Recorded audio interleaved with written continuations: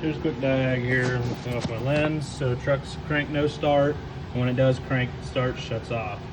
So long story short, I started at the relay, found that there was no power at this side. If you follow this leg here, and follow down, it comes from the park neutral switch.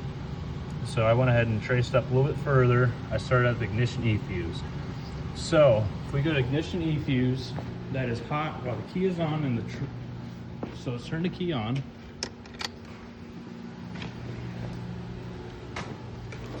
So if we see ignition E, mind you, use a test light when you're doing this. I just don't feel like moving it right now.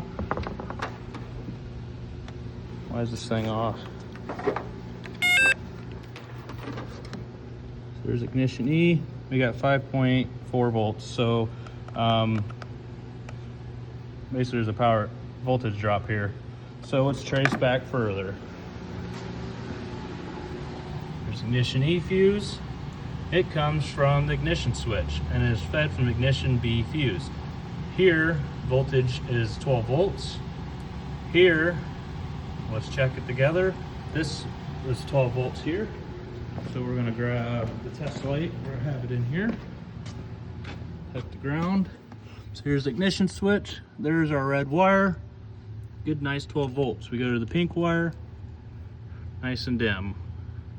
Okay, so as you can see, crank no start. Let's supply power to that, and the truck should start, correct? So we'll find the pink wire. We got 5.1 volts. And I'm gonna set you right here. Actually, Dustin, can I borrow you real quick? What's that? Can I borrow you real quick? Can you hold the phone right there? So as soon as we supply voltage to here, I'll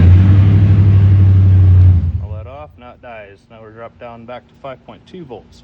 So why is that? If we go look at this diagram, so you can see the voltage is coming in and through the ignition switch, and the voltage drops through this switch. So that shows that the problem is internal in this ignition switch, and that's a diag.